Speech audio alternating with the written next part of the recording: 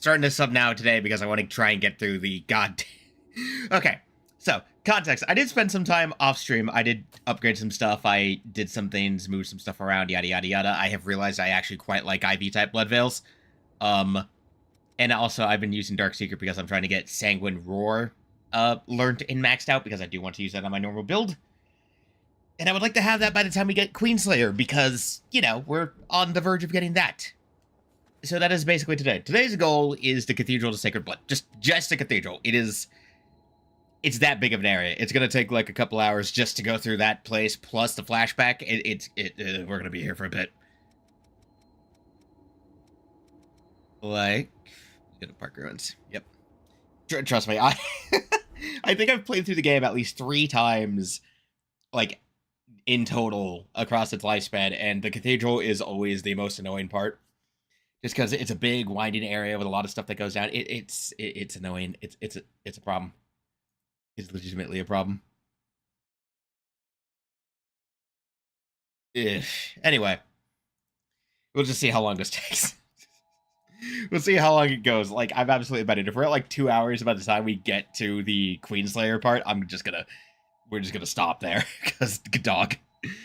It's gonna be like another hour on that, and then maybe another hour on the rest of it. So this is where we currently are. I am not using Prometheus for now. We're using this. I have changed out my mask, also blood, and yes, I caved and went to the Type 1 outfit because I am a basic bitch. I am nothing if not predictable. So I also did clear out a lot of the things, also some side question, but I can always do that at my own time. And again, I had to remark, why? I wish we could take it home with us. Again, seriously, this was it. We couldn't have used a step stool or just jumped off someone's shoulder. Again, it's funny gameplays and story segregations. It's just funnies. Funny, haha. Anyway. Cutscene time. I do kind of like how the Parashal looks. It's a pretty neatly designed blood code. I mean, blood veil. I like its looks.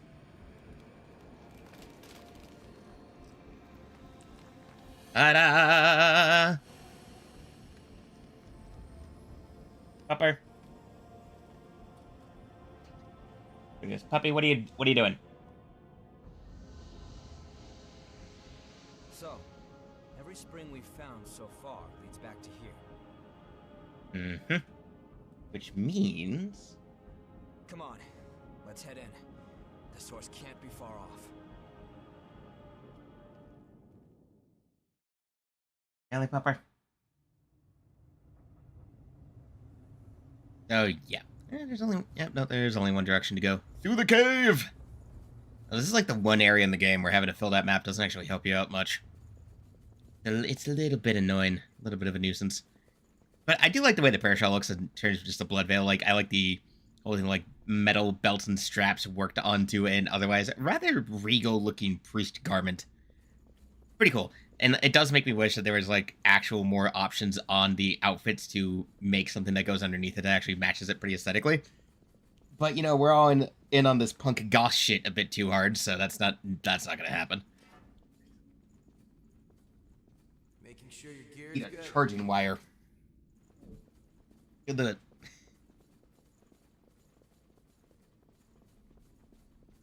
You looking for a place to nap or what, little? Ah, no. The puppy's just walking around. Ah, yes, I love these caves that lead absolutely goddamn nowhere because there's simply a transition place. Ugh. Also, we are indeed going to have to comb the place because I am going to find out all the vestiges when we find them because I'm getting the good ending, God fucking willing. And here we are. God, I do like this location, though. I've always been a fan of how this place looks. Like, it's just going from the ruins of the city to this stark white just cathedral sprouting out of nowhere. It's like, where the hell did this come from and what caused it? That's a city up on top of that cliff. Yep. Like, you can see how this crater was formed by, like, these spikes and everything, how it, like, caved in part of the city. and how then it, like, after the successors came about and everything, how it just turned into, like, this whole thing. It's really cool. It's one of my favorite locations of the game, purely based on aesthetics. Gameplay, that's another part of the equation. Still far off, but I see movement. Gameplay is another question. At any time.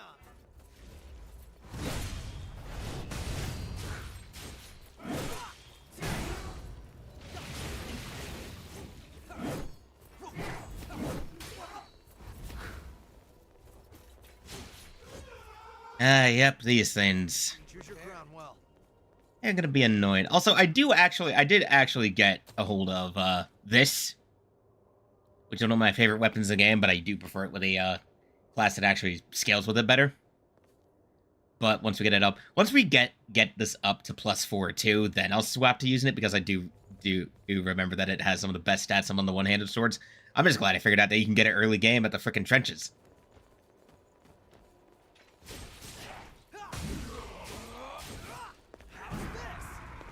So that is the fun part of the Argent Wolfblade. So hopefully we'll be finding the Queen Iron and everything that we need. Need to get it maxed out and whatever as we go through the cathedral. Isis Chrome. Not budging, is it?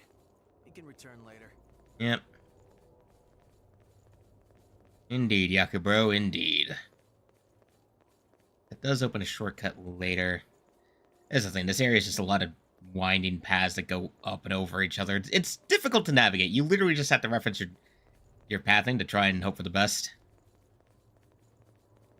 Move around, go up each path, find something. If you hit a dead end, turn back around and go the other way.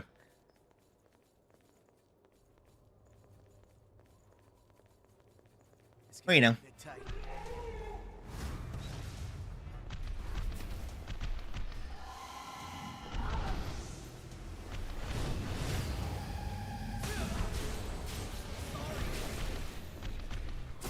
Nope. And this is why I like the Ivy type veils. Just the whole sword sprouting things is so fun. Out of the way, please. That is nice. Second regen activation factor. Yeah, I had to go back and find the first one of these. There, so now our regen is at +2, so that should actually be pretty to pace with the point of the game we're at in terms of my HP values and what it heals. Well, maybe if you were faster. Nice, Queen Steel. Needed that. Once we find the next rest spot, we'll head back to the thing. Okay, before we go that way. Okay, this is my problem with this place, and this is why it's going to take so long, because I haven't played in so long, I've just completely forgotten this place's fucking layout. So, expect me to go back and forth a lot, because I just do not remember where anything is in this freaking area. Like, I'll probably be relatively quick, but I doubt it'll be actually fast. That is the problem. Like, if your memory of this place is shot, like mine is, you're just kind of SOL. Backstab, nope. You love it. Oh, God. I just love the whole sprouting swords thing that Ivies have. Not exactly my favorite, like, normal Blood Veil attack, but it's fun.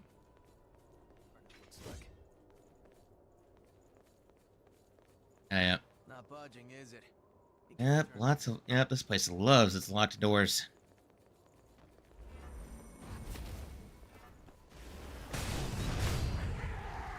Well, thank you, Yakumo. Can always rely on him for some big bursts. Everything's the same color. I'm afraid I'll get confused. Thank you, Yakumo, for putting my thoughts into perspective, too. Oish. There's all the pathways that don't really connect anywhere or don't connect to each other. They just go all over the place. They whine, they bend, they do all this shit.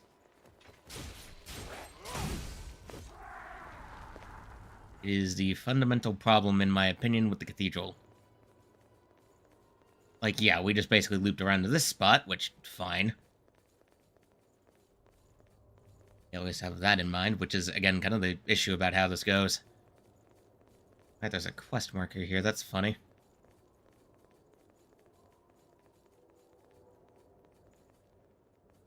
And then the other problem is it's never clear where the way forward actually is, at least in the first part. Like, it can be somewhat direct. I'll assist you with the project. This research could be the answer we've been There we go.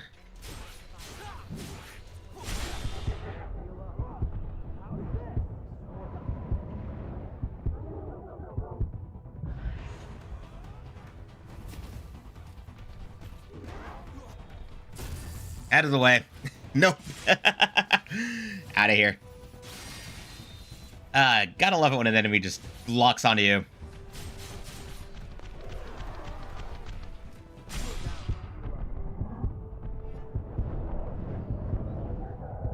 Well, thanks for saving me the trouble, Yakumo. Get bagged!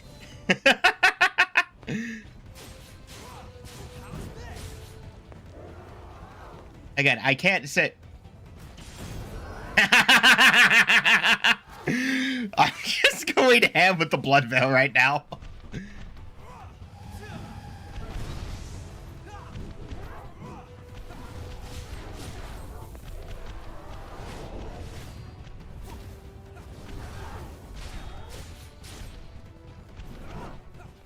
Come on.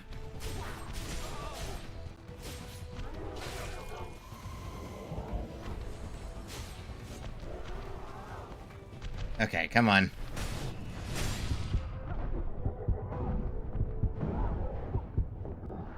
Pretty sure that's the last one. Nope, I forgot.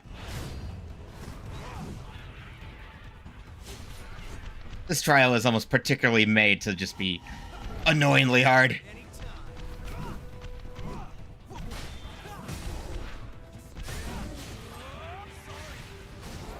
Nope. Out of the way.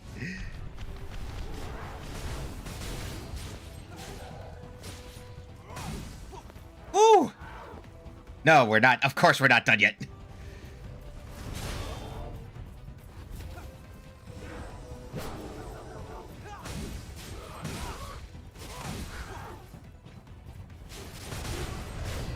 Ooh. I forgot. I forgot that this one goes on a bit long. Sometimes these trials are just like here to absolutely rain on your parade. Rain in your parade, drain resources, yada yada, all that annoying crap. At the very least, in the first time run, going to all the extra corners to find the resources is not too bad. Get bent. Oh, we're definitely switching back to Prometheus once I have Sanguine Roar maxed out. Just because I think it's my best blood code right now in terms of my intended build.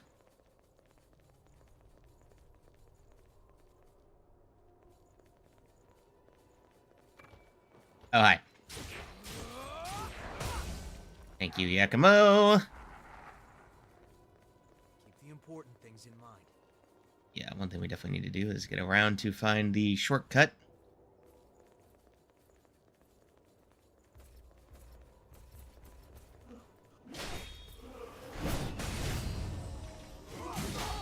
Oh, I hate that.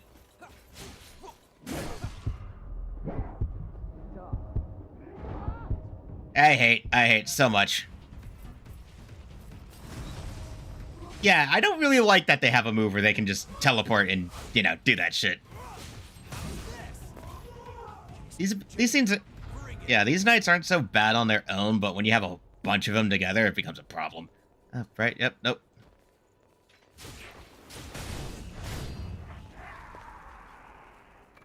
Don't yeet yourself off a ledge, Yakumo. That would be annoying. Alrighty. If I remember... Yep. If I remember the loop right.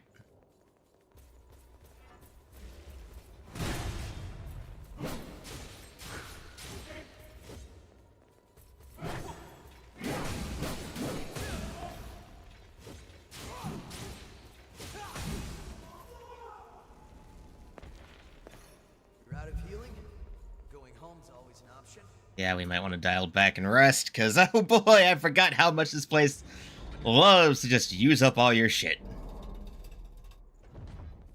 Okay, we at least got a faster way back around. We need to find either a missile, or at the very least a rest spot. I don't know if one shows up this soon, though. Ah, yeah. Sometimes you put things away and you just don't really know where they go. Ah, right. Oh, right, I forgot. This is one of those things where it's like, oh, hey, you want to map the area? Go kill an enemy. That's fun.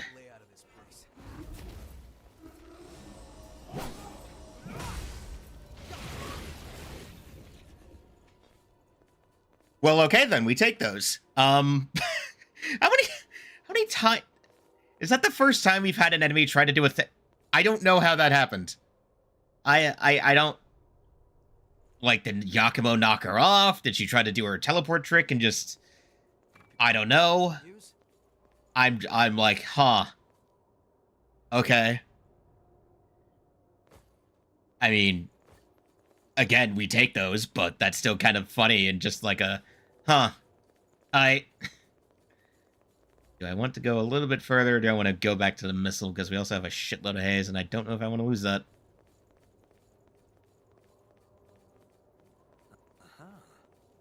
Yeah, this ain't the way forward anyway. It's just one of those dead ends they use to... Oh, I love dead ends that are just there to mess with your head. Whatever. Alright, let's head back to the missile then. Then we just gotta go from the upper path, if memory serves. Is able.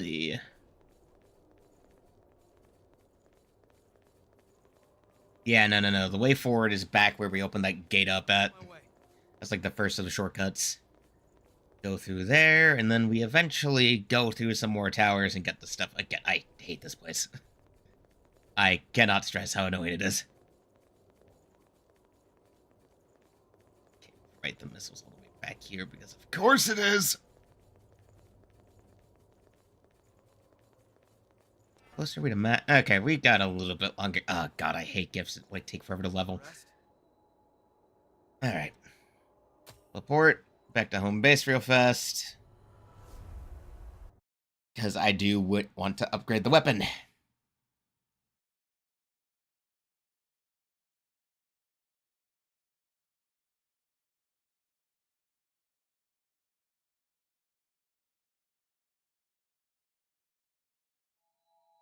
Boom.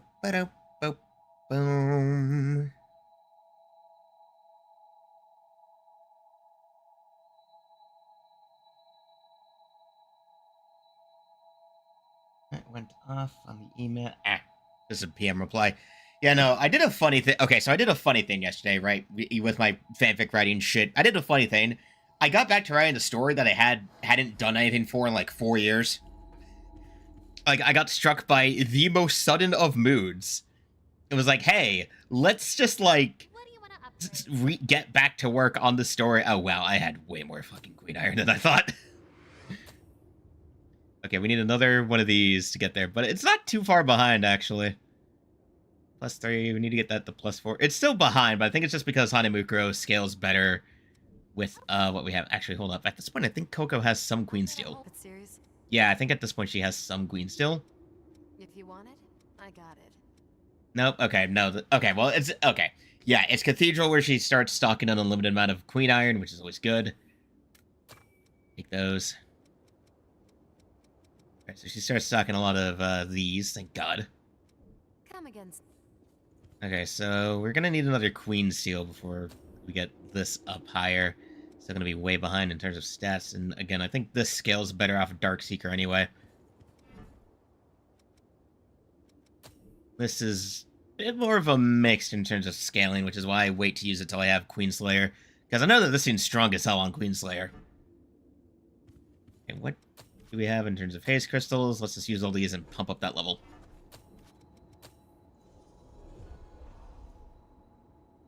Pump it up, pump it up. Yeah. Yeah, usually I try to end off the Cathedral at around level 50, I think, is when you usually handle that. Let's take a look at what we can at least get from some gifts. Ooh, I can almost max it out. I just don't have the Awakening Strain yet. Atlas, again, I don't prefer the heavy weapons, so I usually don't use Atlas. This one is usually just, like, used for melee stuff. One has things. I usually prefer physical, like, dexterity-based physical builds. So, like, while some of these are cool, I usually end up not using them because they just don't have skills that I prefer to use. Like, again, it's usually why I stick to Prometheus for a good while. Need to save up haze and get this, so that way we can boost up our one-handed sword damage. Probably after the next round of, hunting. At the least. That entrance. Yeah, I think it's telling how long this is going to take that we're 20 minutes in and we're only through, like, the first leg of the cathedral. God, I forgot how long this area is every time I play it. I at least know one of my preferred blood veils is here when it comes to the Ivy type, because I do prefer the Knight series. I do prefer how that shit looks. Yeah, no, as soon as I can switch to Prometheus and feel content with it, that's what we're going to do. Let me check that email during the load screen.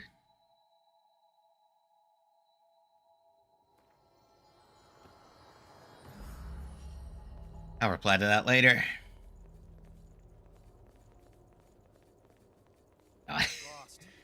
The funniest thing with the cathedral is always the fact that you run over it so much, it just becomes littered in your freaking leftover trails every time.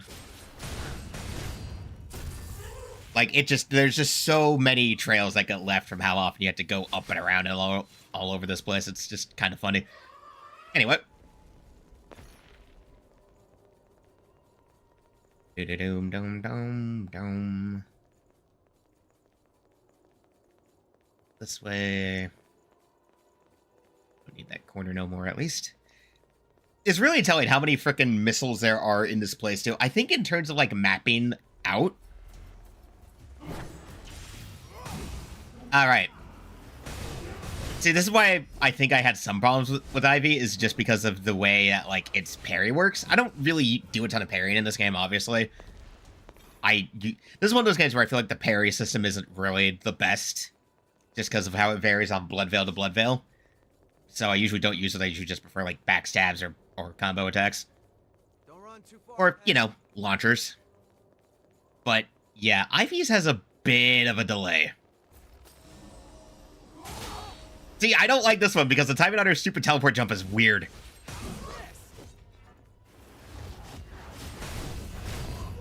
At least these individual ones go down pretty quickly. Like, they're not too much of a problem individually. They're a problem when there's, like, more than one, because they just become time wasters. I think it's a teleport thing, too. It's literally just that. Just the fact they teleport, so you can't exactly just run past them if you need to. They just kind of become a time waster. You have to take whatever you can. Hey, more Queen Steel. Hell yeah. Get my blade up to +5.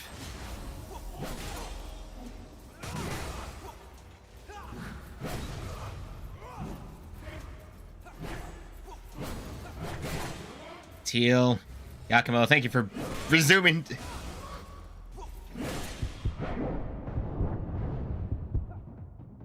Fuck yeah! Oh, it killed. Oh my god, the hitbox did not know what to do there. The hitbox on the special drain had no idea what to do. Alright, what do you give me? Rubelite Piercer. Ooh. Dignified red and silver bayonet, named for a red jewel. You will definitely. So +4 is where you kind of want to have your stuff at. Okay, let's actually. Make sure you're good and set before we go. Yes, Yakumo. Go. I always forget that it's up on the D-pad. Yeah, see, this is actually one of my favorite bayonets in terms of how it looks. Just like it's such a cool look in terms of the aesthetics of the thing. Oh, right, I forgot this one has a fun moveset too. Very nice, very mobile. In terms of its shot, it's a direct shot too, which is my preferred bayonet types when I do choose to use them. Right, nope. And we just gotta drop. I think we'll use it for a bit just to fit with being a bit more of a caster. Bam! And then you purify that entire goddamn corner. Okay. Let's go and get that.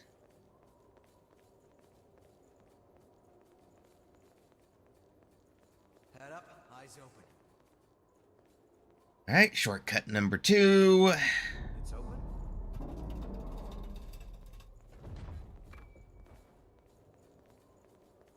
Seiker, concentrate. Ooh. Oh god, I think I'm remembering this half. This wing of the cathedral is like one of the most annoying. Hello, Chesto. this. Impulse anchor. Cool, I don't use hammers.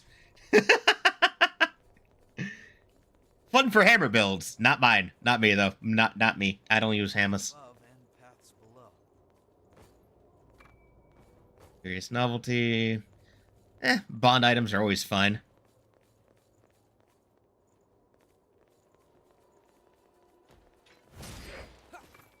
Oh man. Eh. Oh cool, second checkpoint already. Nice. Okay. Got an area mapped. Shit, how much more do I have to go until... Oh boy. I hope me raising my level didn't cause an issue where it's just not going to. Oh yeah. The only fun... I mean, the bayonets are just rifles that have a blade slapped onto the end of the barrel. It's really funny. They're just classic rifles with bayonets on them. That's all they are. Something to get more ridiculous. So in terms of aesthetics, I've always preferred the Rubelite. Okay, we got more Queen Steel. Let's go upgrade the Urgent Wolf Blade, because my baby. Yeah, no. The bayonets are fun. They've always kind of been one of my secondary go-tos, though I have always preferred just using the swords, so.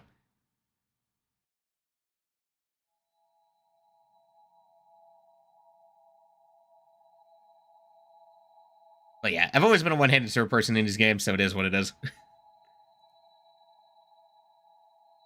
Again, as I always like to say, I am nothing if not basic and predictable when it comes to these video games. I am the guy who plays an RPG and immediately goes for male, human, fighter, big sword. Well, if it's not a big sword, then it's a sword and shield. I am nothing if not predictable. Thanks to everyone's... What do you want to upgrade?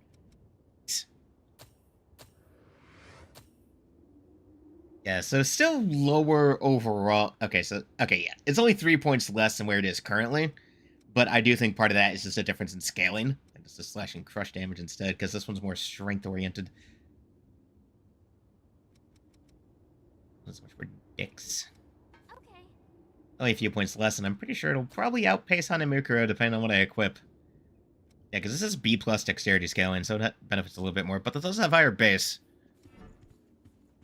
Yeah, it is literally just a slight difference in scaling. But I do prefer it. Yeah, start an RPG, say, hello, you are average male character. Please do not resist. That reminds me of what's... Oh, God, I do not remember the channel name because I'm stupid, but there was, like, one series of shorts someone was making. There was, like, the human male fighter party, and, like, the DM who's just straight up being hostile to them, trying to throw everything he can to kill the party of human male fighters, and they just beat everything. It's one of those series of YouTube shorts that you find it's just like, oh hey, wait, this is actually pretty good.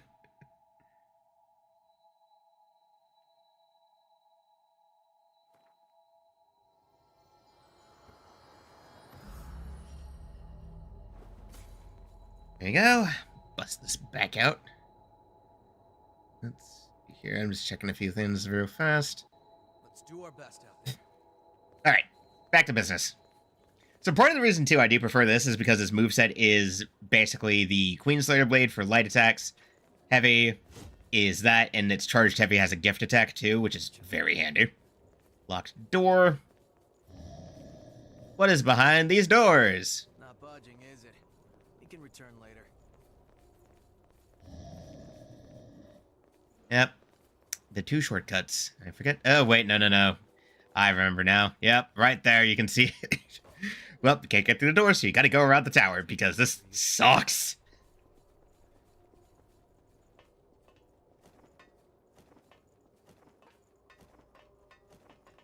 Up and at him. Don't run too far ahead. Literally just so you can pull a lever. It's like, hey, let's just have you go run around and find these levers. Why? Because we need to pad the area out a little bit. That is kind of the thing. This area feels like it's so big and windy because it's trying to pad out the runtime a little bit. Hold on. I'm on my way. No harm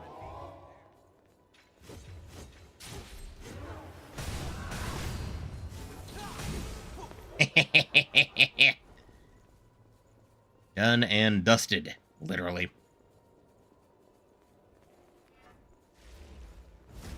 Hello, Night Lady with shield. Ha!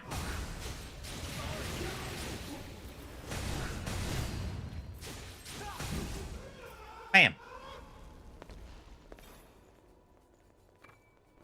Or Queen Steel. I do remember, right, like, as you go through, 4th edition drops was called Essentials as a Proto 5e, the fighter. Oh my god. As a Proto 5e, the fighter equivalent class was enough power attack on it. Oh, that's funny. I mean, hey, sometimes when they got stuff... God damn, I forgot that these bitches have really high gift resistance. Like, this is why they're just kind of time wasters. They just have a lot of resistances for no reason. Usually why I try to go for drain attacks, because it gets through their HP way faster. Oh no, you gotta go... Yeah, no, you gotta go physical on these ones. Because they're very resistant to spells.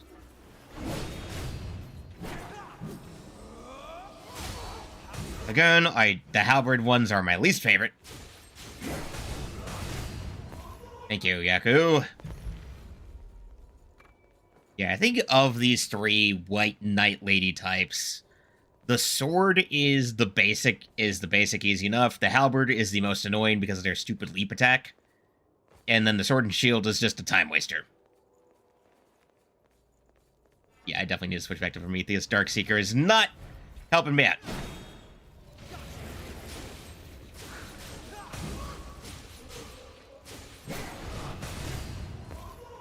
Yeah, Darkseeker is not helping me out here. The only reason I'm sticking to is his gift.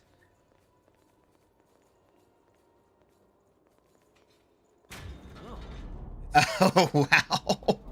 Yeah, that would definitely cause some feelings if, like, there's just one thing you do and it's all... It's more fun in D&D, like, stuff when there's actually builds you can come up with and have fun with it. But, like, having one thing that it's, like, all your class is set to do is, like, yeah, this gets old real quickly. Nope.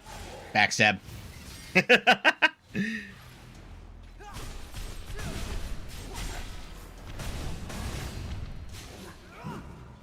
Well, no reason to special attack it. As much as I wanted to.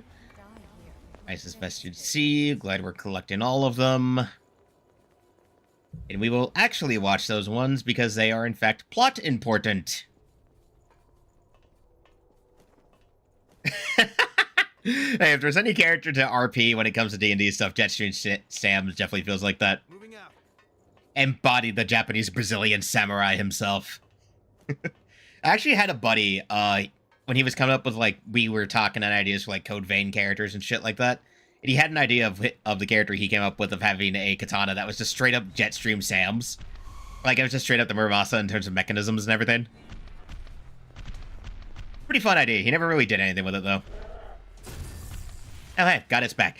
God, I love these big enemies in which their backside, in which the place that their hitbox considers to be the back is ill-defined.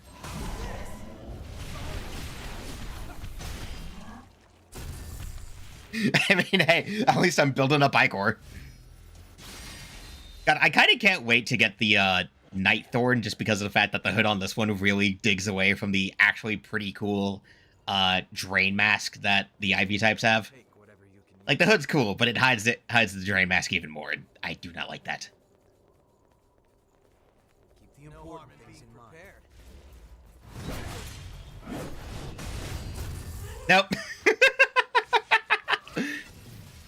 How many times are you gonna backstab these enemies? Answer, yes.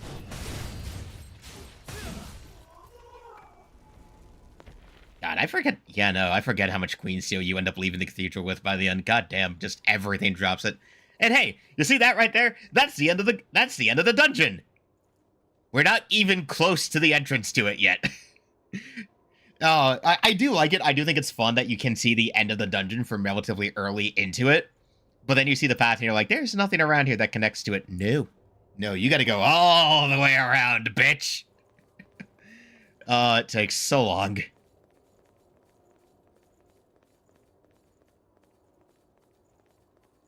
Oh, man. All the towers and pathways just really do bring to mind Anor Londo.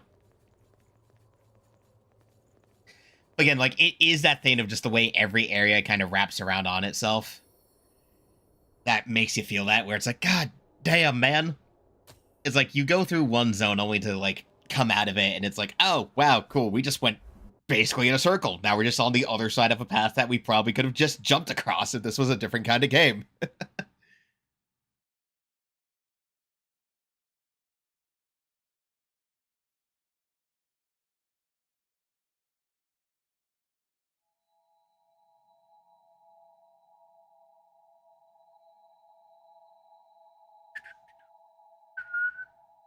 It is what it is.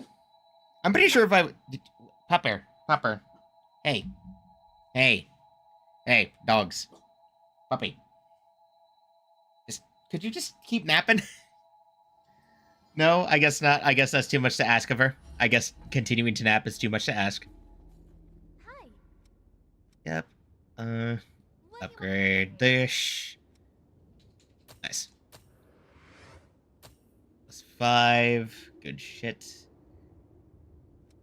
Oh, yeah, okay, now it's better. Yeah, now it's better. You know what? I mean, we're going to be getting a lot more anyway. Let's just get both of them +5. Let's keep these in parity with each other. I think I'm just going to stick to these. I think we're going to stick to Argent Wolfblade and Rubelite Piercer for most of the run now. Actually, that's actually not that bad for me. Here we go. Do you want to save up for one-handed mastery on Prometheus? Again, after we get this mastered, it's almost done. I'm going to hold off on dumping more levels. Yeah, no, Anor Londo has some variance in its textures and how it looks, but, like, this place, it's just all the same fucking texture. Like, okay, much as I praise it on the visual level, in terms of, like, level design, I legitimately do not like the place much, if only because on repeat playthroughs, when you're trying to remember it, it's like, oh, God. And because of the fact it's all the same general color palette, and that it's... I think the most obvious thing about the cathedral is it's very obvious they made a tile set of assets and just started copy-pasting them to make the layout of the level, right? Like, I'm not gonna knock it. That is kind of what this company under Ban Presto does. Like, they usually just make tile sets and do stuff. Like, if you've ever played God Eater, the level design of this game feels very familiar. It's like they took God Eater levels and expanded them out into a Souls-like, which results in problems when it's very obvious they make a tile set and then just copy and paste it all over the place, which is what this place is. Like, in terms of scale, the cathedral is a shockingly small area, but because it's so layered and wraps around itself... Yeah, colony ship for sale cheap. Yeah.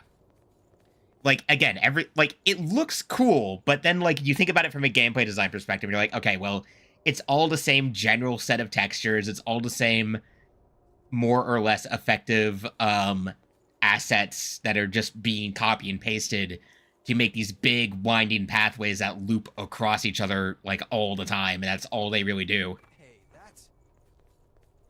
And then like you have the towers, you have this stuff. It's like you look across it, it looks neat, but then you get in the thick of it, and it's like, oh god, this is actually annoying as hell. And like there's another area, like the second area past the mid-boss with the Argent Wolf Berserker is, I remember my first time through, I hated it because it's a series of towers. Yeah, white-gray shadows. Like, it looks cool mid-combat. It has this thing where mid-combat, it looks cool because you get to see the blood splash around it and everything, and it has a really cool aesthetic. But then you think on it for a bit, and you're like, wow, I wasted so much time here. Anyway, here's our first case of a Hunter in Black. I wonder if I can grind your weapon off of you, honestly.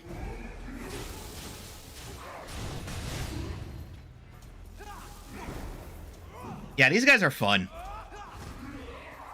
Again, I wonder if I can grind it for his sword. Because I do remember that the Black Saber is another one of the better one-handed swords. Get fucked. Yeah, so first case of a Hunter in Black. Okay, cool, we mastered Sanguine War. Fuck yeah. And he drops our third activation factor. Fuck yeah. I don't think he respawns. If he respawns, I'll check. I'll check to see if this guy respawns. And if he doesn't, that's a shame, because I do like the Black Saber that they drop, but unfortunately, I don't think you can get it early. Anyway, we mastered this. We're getting off of this ship back to Prometheus. Alright, anyway. Let's swap out fire weapon. Oh, I can't even use Sanguine Roar on this one. Whatever.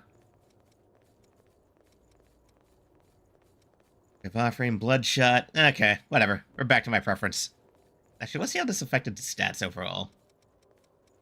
Oh yeah, no, this is absolutely doing more damage. Yeah, no, I was fucking right! Yeah, we're at +1, but its scaling is actually not as good. But it actually has a better scaling. We're now over 400 with this. And pretty okay with... And this isn't too bad. Yeah, I was absolutely fucking right. Yeah, I can do the teleport shit too, bitch. Oh yeah, that's more comfortable. That is way more comfortable to my liking. And that's almost got enough for blade dance for one-handed sword mastery too. Okay. Looks like we've still got a long way to hike. At this point, I just use Bloodshot as a kiting tool, honestly.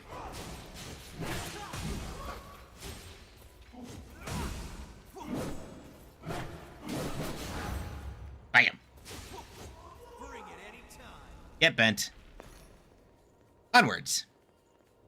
Like, again, it is cool mid-fight getting to see the area get coated in the red from the blood splatters and everything, but, you know, it just becomes a bit of a blob in terms of the aesthetic looks and value of everything. It's cool the first time around, but on repeat playthroughs, especially if you're trying to go for, like, all of the achievements for the endings, like if you're trying to platinum this game, which I don't feel like doing, it does become a bit of a case of, oh, wow, I have to run through this place again. Oh, joy. I'm just glad I seem to be remembering enough of it off of instinct that I'm not getting lost. Which is going to become a problem eventually. Oh, right. Oh, no, I remember. If there's any spot where I'm absolutely going to get lost, it's this segment. Oh, God, I remember this. I'm starting to remember this spot now. This is one of the worst segments because it's just so many, like, small layers and everything. Yeah, I don't like this one. This part's one of the worst. Again, plenty of resources, I can't be too mad, but, ugh. Again, can't be too mad about going up and down and over, but it is still a case of like, oh, wow, okay. What? Oh. God, yeah. Back to using the blood codes, that's my preferred style. Look at all that damage. Play the sound effect, Mike. That's a lot of damage. Okay, cool. More stuff I can trade with that one guy. I think one of the worst parts, too, is just the fact that there's so many places where it just wraps around itself. Like, oh, hey, how convenient. Yep. Okay. Yeah, that one. Yeah, no, you have to jump down to that lower path to get to the doors down there because this area is fucking bullshit. Nothing over the ledge, thank fuck. Well, right there anyway. Yep. Ouf. Yeah, I don't know what the level designers were thinking with this place, but they clearly were like, huh, can we make an area to pad out for time? Yes, we can. Don't run too far ahead. Like, again, I'm absolutely betting we're going to be nearly, like... We haven't even gotten to the mid-boss. We're already almost an hour into the stream. Who knows what's waiting through here? Opened up. And that's just one shortcut door.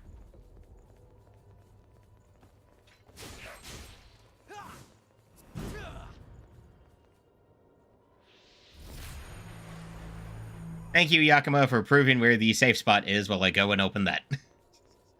Thought the bastard might have actually... Great job finding this path. I mean, that wasn't me, but okay. Oh, hey, it lowers the ladder all the way across the map.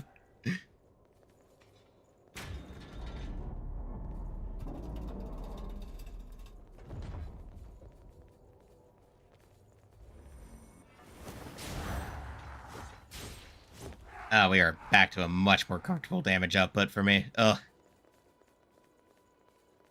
Oh. Wouldn't even bother if I don't see an item shining. I'm just being... Oh, hey, there's a guy. Hello, bish. There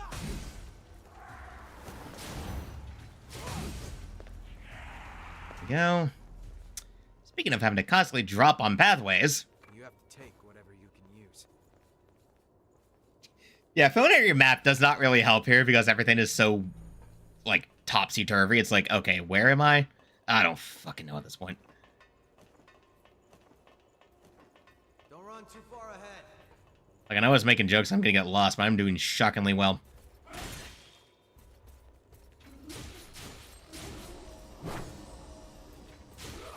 I think Yakimo forgot to use how to use a ladder.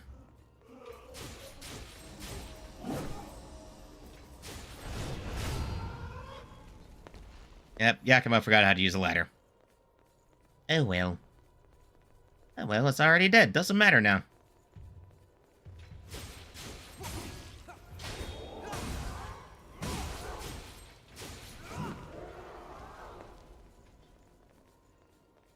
Now is when we get to some more confusing stuff. Let's go up here. This just has an item. Right by this chucklehead.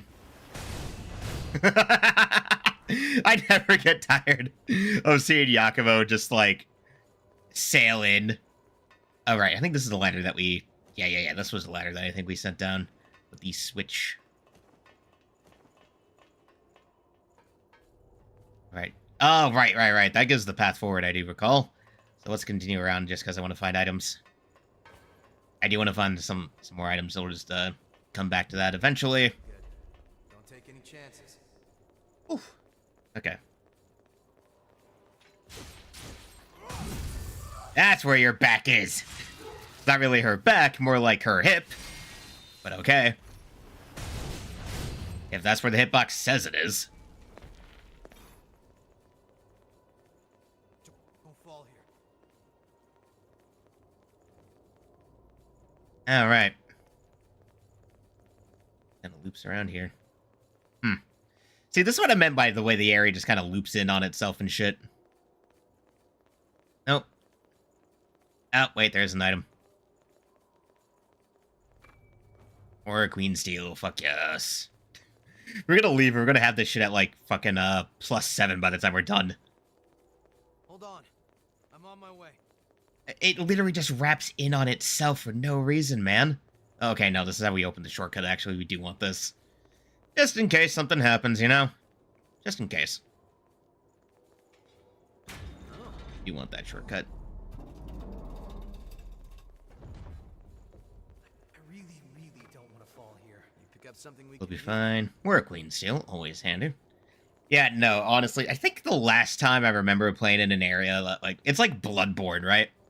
Like, I mean, at least with Bloodborne, there's a lot more visual variety to the way Yharnam wraps in on itself, but this is just, like, all the same shit, dog.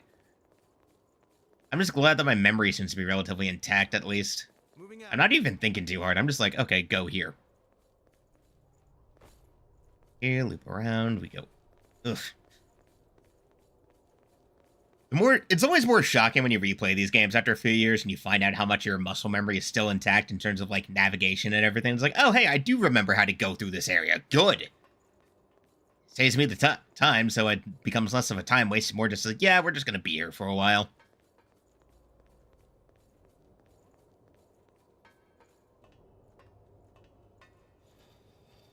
Take a breather. We're safe for now, at least. Ay. Alright. While we're here, let's get you. Because I am going to need you. There we go. Hasten, Eternal Blade Dance. That's also another one I like. And now we need 10k per level. Oh, boy. Okay. Anyway, let's swap you with one-handed sword.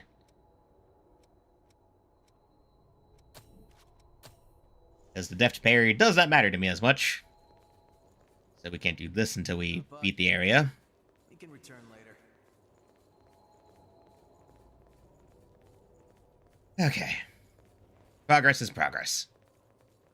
No harm in being prepared. Again, fuck you.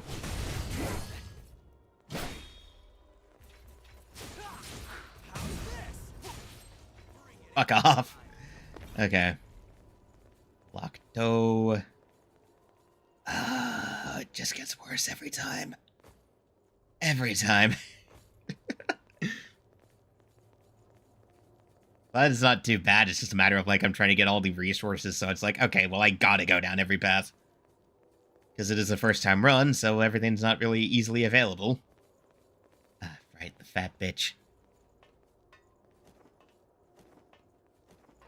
It's like, I want to find the chest with the items and with the armor and weapons in them, you know? What beat candy? Hell yeah. That's good for resource points for getting stuff from companions. I do approve.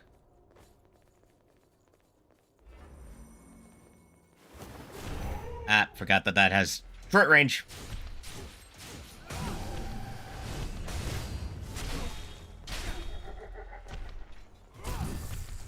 And you're dead.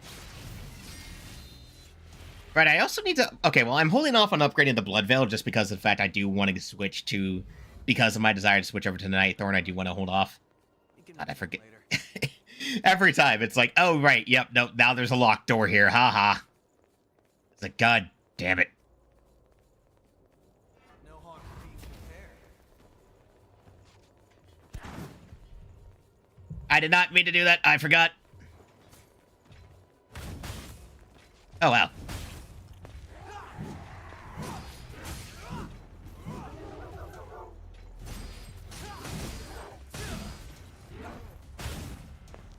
It's actually pretty okay damage. 300 per shot, not bad.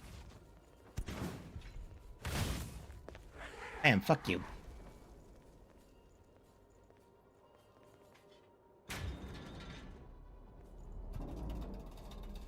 The fact it opens that door, but not this one. Oh, right, you do... Oh, right, duh, that's the way forward. Guess we looped around. Okay. Yep, this part remains annoying in terms of all the branching pathways. So we have the central path, we have the side path. Every little bit of annoying, topsy-turvy, windy shit that you could do. I'm pretty sure if I drop down there, that kills me.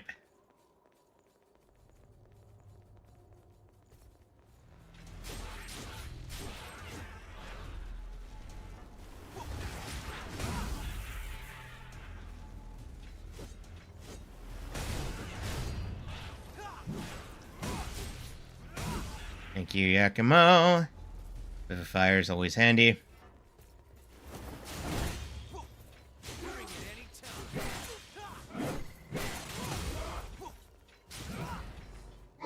Well, shit. Okay. Yep. Yeah, at least doing that gets you down faster. Fuck you.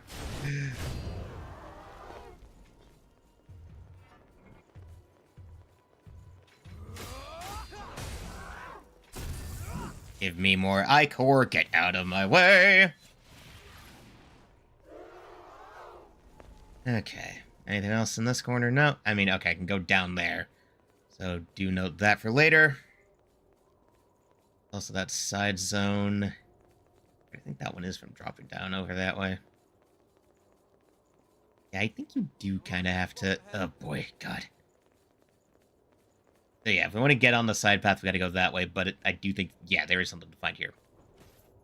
Because there's a ladder there. That ladder exists for a reason. Just as ordered. Even if it is just making you loop back around because the game's being funny with you. Like, that is kind of what this spot is. It's just multiple spots that loop back around to different doors that just kind of exist. Like, obviously, this is meant to be more of a shortcut. It's like, hey, here's, you know... Here's a shortcut to get back down to this path in case you die. It's like, cool, that sucks, and it's annoying. No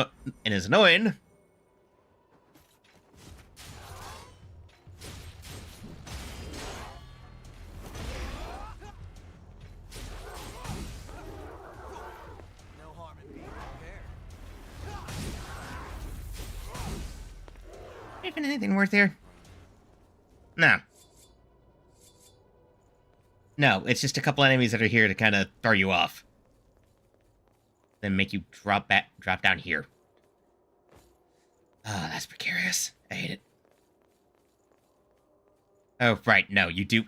Right, no, this is just a dead-end loop. There's nothing here. It's just a loop meant to throw you off. Which is another problem with this area, actually. Okay. I like how most of my talking through this has just been like me, like, yeah, no, I kind of hate this area, actually. It's really annoying to deal with.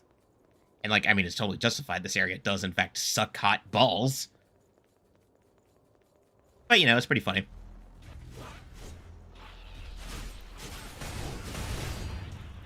Bam, get bent. You have to take whatever you can use.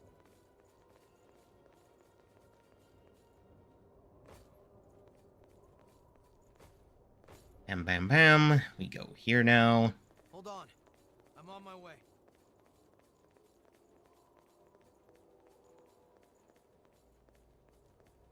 Up and around, of course, because bleh. That's just this entire area, just up, around, and all over the place. Looks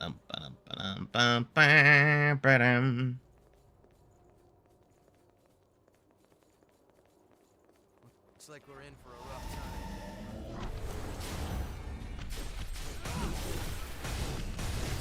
Fuck you.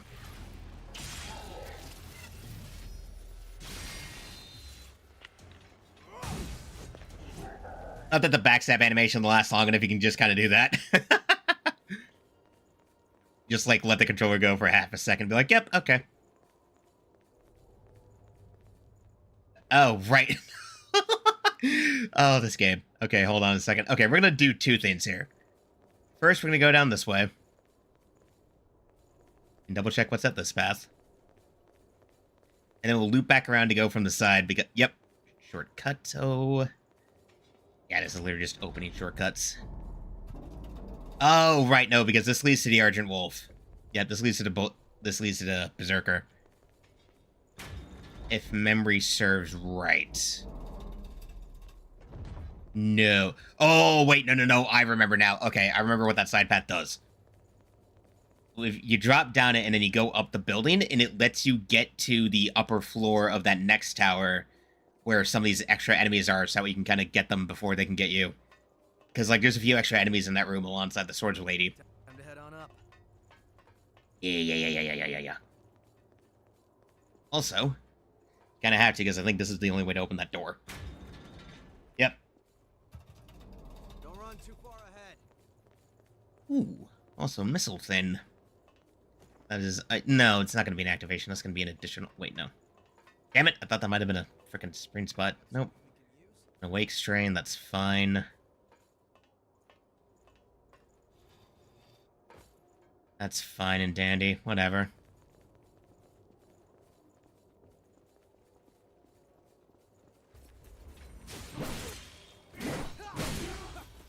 Please fall off the ledge. Thank you. Yeah, there's the way that goes to the Argent Wolf. You don't have to jump down anymore. Yay.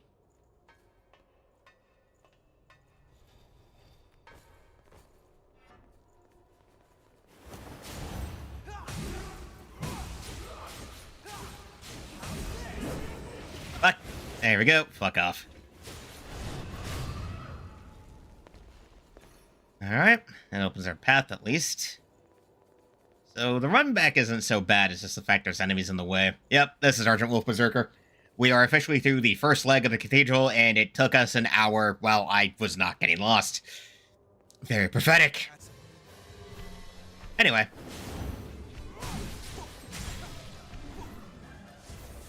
Funny fact about the Argent Wolf Berserker. You can backstab him. This is like one of the only bosses you can backstab and do that shit to. You can backstab him, you can parry him, you can air attack him. Like, he just becomes kind of a joke once you figure that out.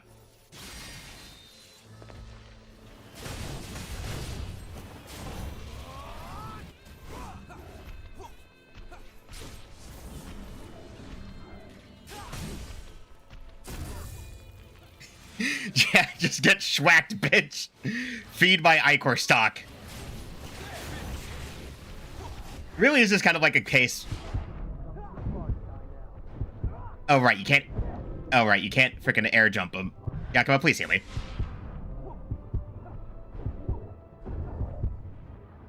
Oops. I am the one who got schwacked. Plus, while he's in recovery phase, then you can heal and shit.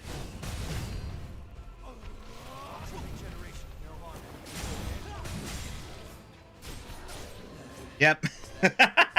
The Berserker's usually never one of the hardest bosses in the game once you figure that trick out. Once you figure out that you can just, like, absolutely mollywop him like that. Okay, we'll get that vestige in a second. Let's get to the rest stop first. Because, you know, that vestige leads to an entirely second area in the middle of this dungeon. That probably should have been the opening of the game, actually. But that's another conversation. Okay, now we need to do the funny thing. First, upgrade. Next, swap to the Queen Slayer Claw. There's a reason for that.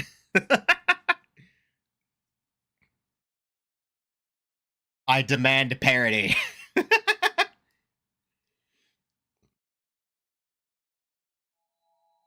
Ugh. Okay.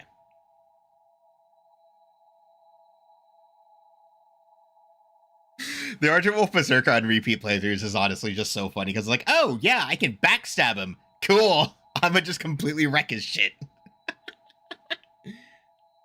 It's like, yep, okay, you just became a joke. Cool. Have fun. Alright. So, first step. Take the Queen Slayer Claw. Glad I had that at +3. Hi. Yes, actually. What do you want to upgrade? Okay. Ooh. Do I want to... Okay, well, nah, we're at parity in terms of weapon upgrades for now. So, let's... What blood veil do you want to upgrade? Get you the +4. Yeah, no, I know it'll... You +4. Oh, we can actually get it up to +5. Fuck yeah! There we go. There, now it's at parity. Now it's at parity with the rest of our gear in terms of progress for now. I've got just... If you want it, I got it. Okay, nope, nothing else here. And then we'll dump the rest of the levels, and then time to go take a trip through literally memory lane. Okay. Because I refuse to go into the first thing without my freaking Queenslayer blood code. Bam. I mean to do it that way, but hey, whatever. Abort. God, really funny to note that at that point, it's like, yeah, you probably matched 56% of the area, by the way. It's like, what the fuck do you mean? Pretty sure, yeah, no, I'm pretty sure it's like through this next area with these stupid fucking towers is when you find the Night Thorn, as memory serves. I do believe. I don't know, we'll find it. I just know there's also a bunch of shit to find in the past memories, which don't explain that game mechanically.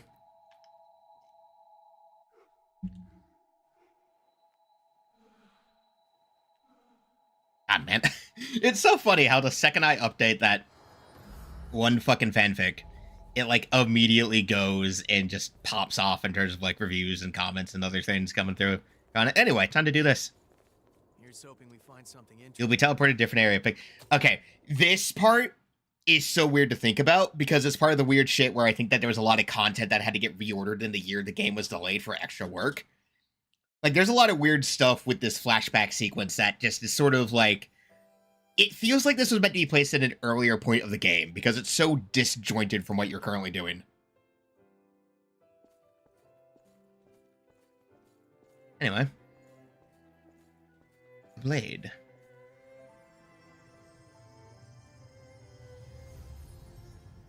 Many of your comrades were swallowed up by the Queen's miasma, lost the very essence, became puppets of the enemy.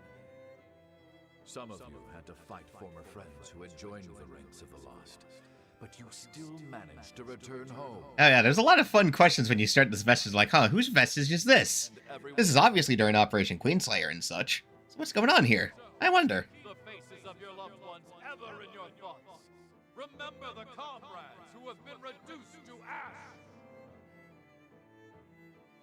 I, Gregorio Silva, pledge this to you. Honestly, I respect the fact that with Silva, the game does try to bait you a bit and thinking maybe he turned tyrant, but it's like, no, he's actually a decent guy. Fight It's like, no, he's actually a decent guy. The situation as a whole is just absolutely a mess, and everyone's doing the best they can with this absolutely atrocious situation they're in. Remember to keep your hearts covered. There's no coming back if you get hit. Hey, by the way, there was a cutscene here. There's supposed to be a cutscene here. Cursed beast. Like, again, you can look it up online. Is that there is, in fact, a cutscene that was cut from the game that was, like, leading up to some of this stuff. It's like, it exists. It's there. It's to be found because it's in the game files. And it does lead to the theory that I think some people have where this segment was probably supposed to be the opening of the game because it has a lot of stereotypical first part of a game things going on, right? Like the POV awakening, the odd introduction where you don't get to see your character at first. Like, I'll talk about it after we get through the segment, but a lot of this feels like it should have been, like, a whole, POV to you making your character and all that shit. Hey, Karen.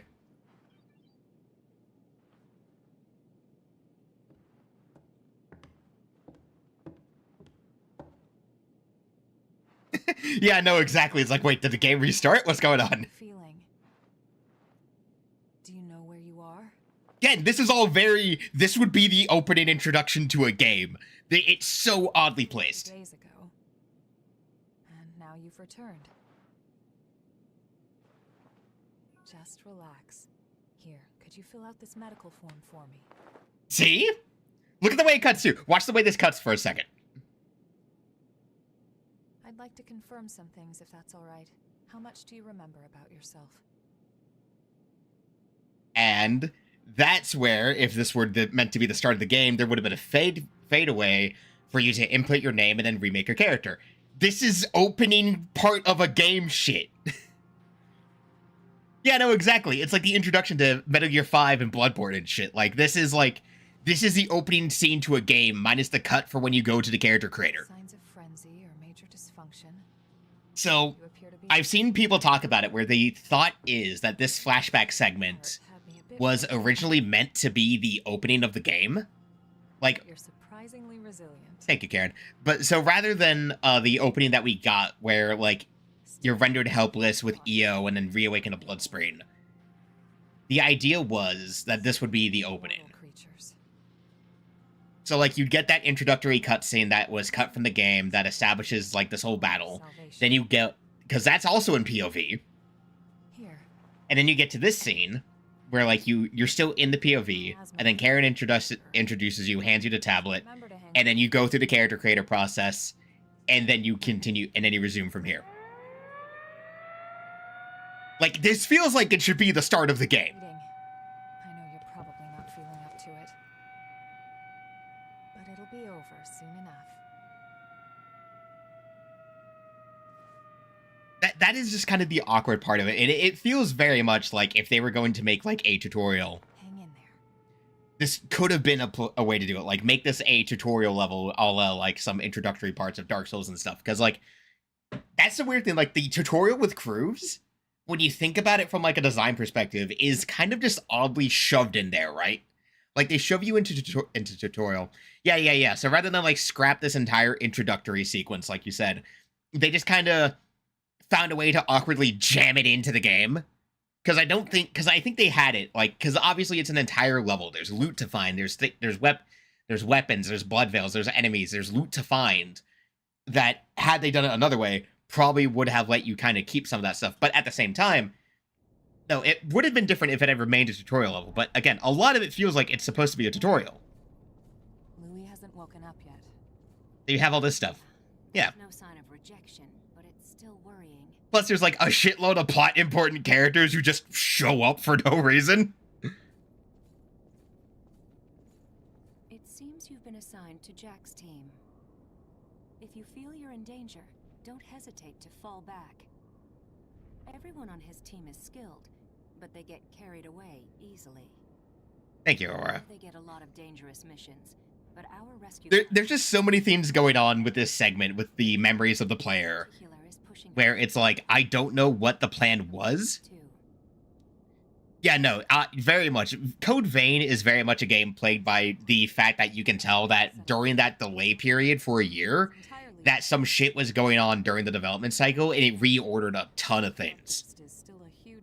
Like, it's what I said in the last stream last week, where, like, EO stuff feels weirdly kind of slotted in. Like, it was produced later during last-minute production stages, and they just kind of had to cram it in there between a bunch of other stuff. Resolve the issue in my own way. There are a number of fascinating points in your blood data. And, like, this is kind of that. It feels like they took what should have been what would have been the beginning of the game, probably minus things like certain loot and weapon drops that you can find, and then just kind of were like, well, we had to reorder the introduction.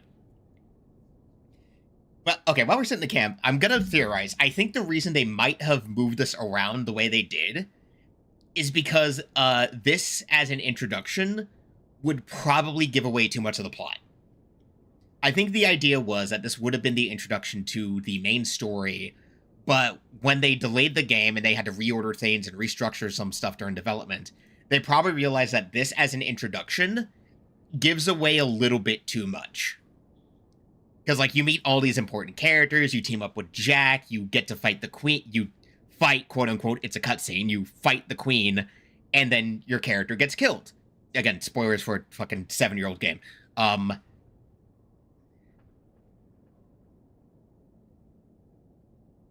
Yeah, no, exactly. Like, something happened during development when it came to the Code Vein team that caused this reordering. Like, someone important left the team and wanted to reorder things, but they couldn't just get rid of this, so they had to kind of just take it, rework it, and then just find a way to just shove it into the game somewhere where they could at least not get rid of it, because that would cost too much to rework everything they could.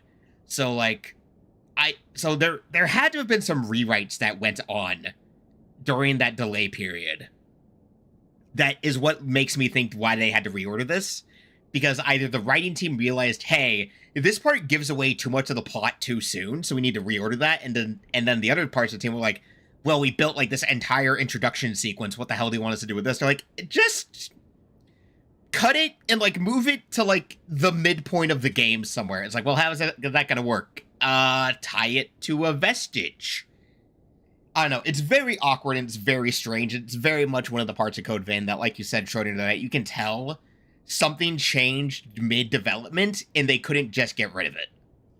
It's like the weird thing with EO. It's very much a weird part of Code Vein that's just like I feel like something changed. Much with a glum face. You're a Again, you even get to meet Silva and this guy. Like, basically, need to hide it. No matter how many times you die, it's still scary. I'm no exception. also, Silva just has a pretty fucking cool design, not gonna lie. And have a drink together, all right? Okay, see, like, imagine this start, right? So imagine you have something like this as the start of your game. Obviously pared down a bit to be less mid-game area, more early game tutorial to get you introduced to how you navigate a level and everything.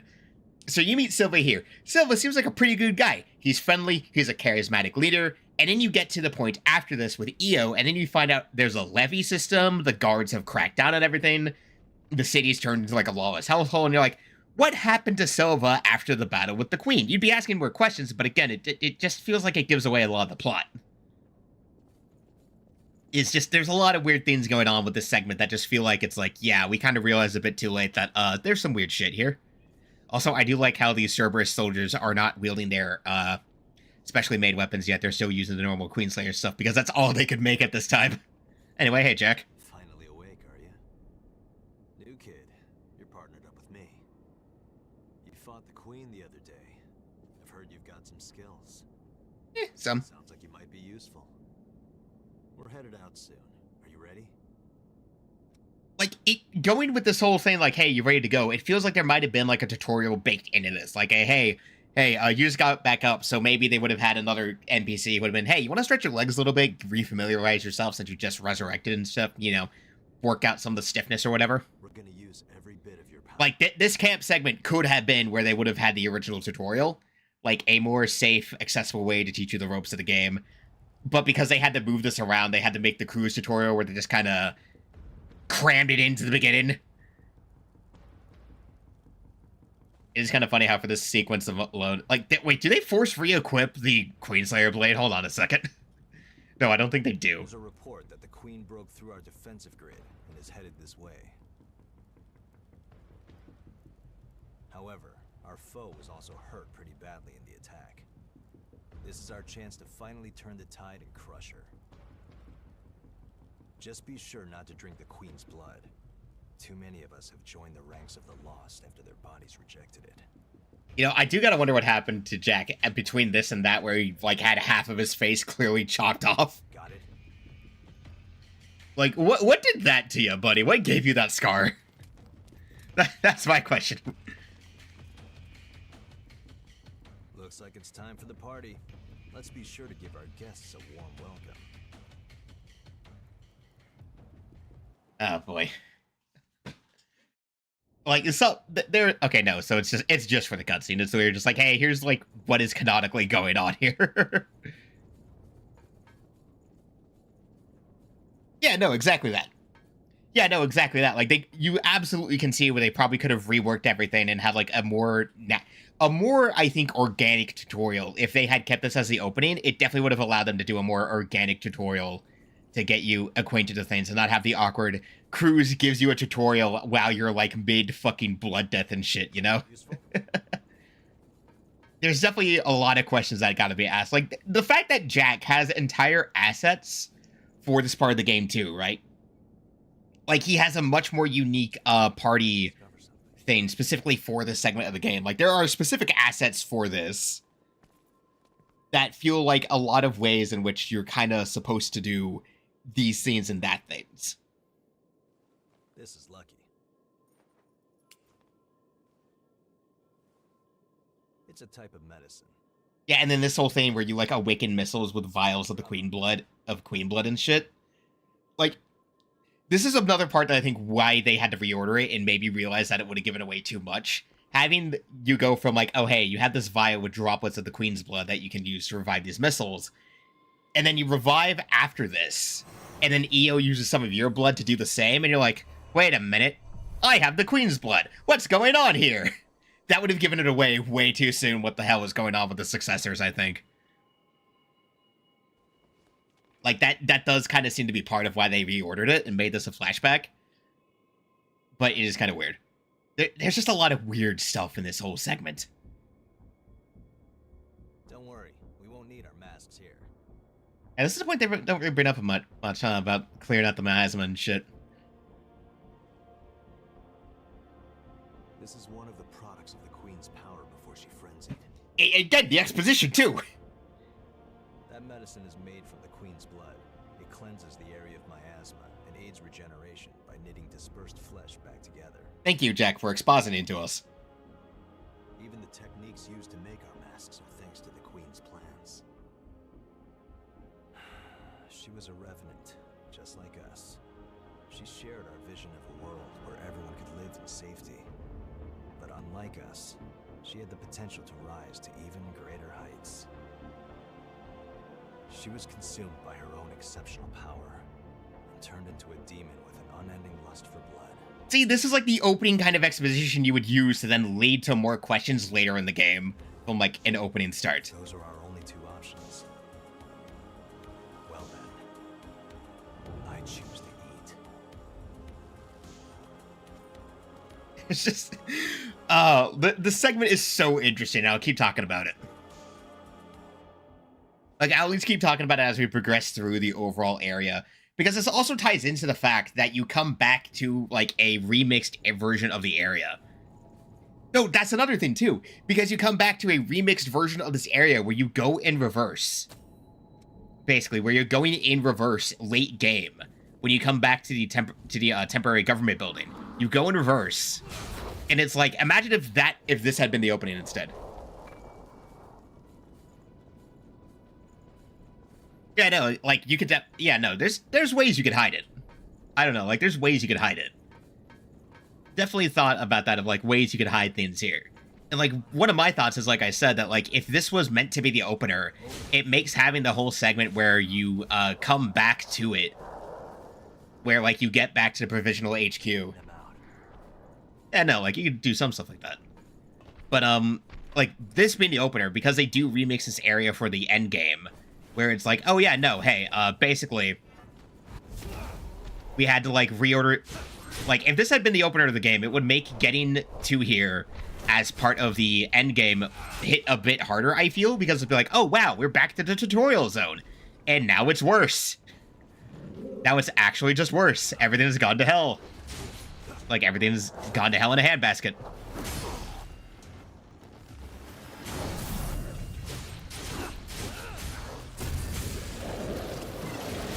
Get clawed.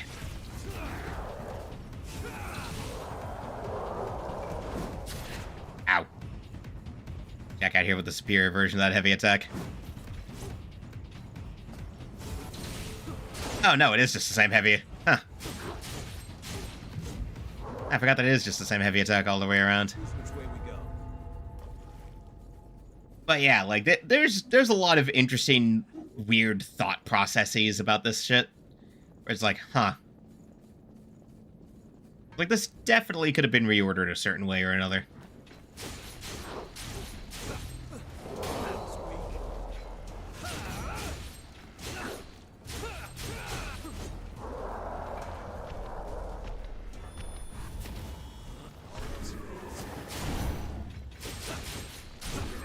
Bam. Eh. Don't let them push you back. Nope. Good one. I don't know how they arranged Jack's stats that he has a quick dash. Because, like, because the Queenslayer freaking thing is, the Queenslayer Stinger is not a light item. It's actually one of the heavier ones. Right. This gets us a Queenslayer. Right, you don't get the Queenslayer hammer until the flashback. Which is just this, but with a different color palette. Like, the Juggernaut hammer is just a recover of the Queenslayer hammer. Again, fun, but I don't use them. We're gonna go back and investigate, though, because I do want the rest of the items. Oh yeah, no, absolutely. Someone wanted EO front and center, and it's like somebody in the production was like, nah, we need to have the introduction have EO first thing. Because they, they wanted the hot waifu to be front and center. They wanted her to be one of the first things you see after the tutorial. So it feels like a weird change where it's very obvious that they rearranged things because they wanted to try and have some kind of more initial opening appeal. Where, like, it feels like the structure early on was definitely to have some kind of introduction. Like, it also would have led to more questions about, like, oh, well, why is Jack suddenly like an antagonist? What's going on here, you know?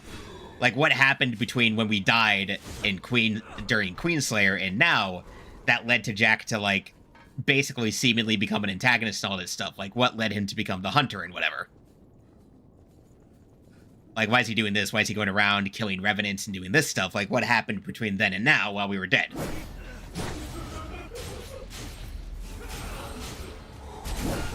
Like, you can definitely see that if they had structured it a certain way, it could have led to some interesting questions. But whatever happened during the rewrite process they did or whatever just did not let that happen, and I do think it hurts the overall storyline that Code Vein has going for it. Like, you can tell something went down here. You're ready.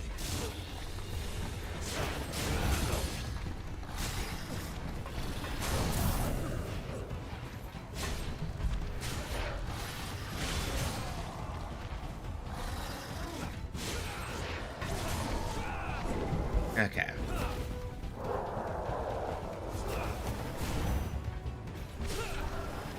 Yeah, no, it had to have been super late. It was probably something that was super late. Someone important on the project got stubborn about it and was like, nope, we're doing it this way, hell or high water. Even though it completely messed with some stuff. Like, it absolutely feels like that. Like, it very much reads of late game changes where someone shifted teams and then got very stubborn about, like, no, we want it to be this way, actually, and even though it's going to mess with some stuff. Like, that's definitely the vibe I get. I can't agree with that. Someone important got stubborn about it and was like, nope.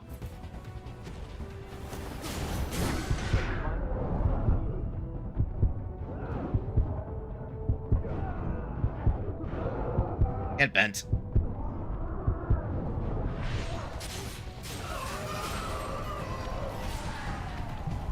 Ouch. Another That- unexpected hindrance. That did way more than I was wanting to. Okay. Yeah, I forgot that after these things, you generally burn through a lot of resources. Oh, boy. Those encounters, and we need to loop back and get that item, because, oh, hey, funds. Up from here. I see a ladder. Which way seems better to you? Alright.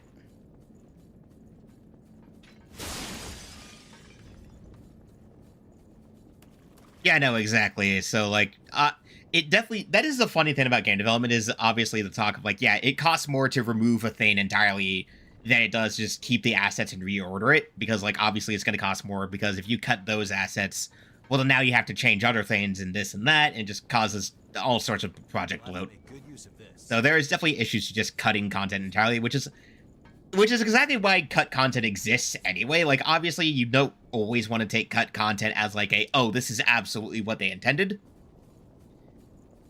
Yeah, it might have been yeah, definitely, because I know they usually try to figure stuff out before the VA happens. So there's probably some stuff that got reordered before they got done with voice acting, and it's what, like, there's also some weird cutscenes with that too. Like, I know in one of the last cutscenes of the game, which lends credence to the whole theory about, like, the rewrites involving EO, where even though EO's like, hey, I want to join the party and help out, you get to, like, one of the final cutscenes, and everyone's like, EO, what the hell are you doing here? What? As if she wasn't supposedly with the party the entire time, you know? So there is a lot of weird stuff that leads to a lot of thoughts about rewrites and things getting reordered and changed with development. It's very messy. And as I was saying and didn't finish my thought, like, when it comes to rewrites or things of that nature, you never want to assume that, like, anything is supposedly, like... This is a case, for example, like in Dark Souls and Elden Ring, where you never want to assume that cut content was always the original intention.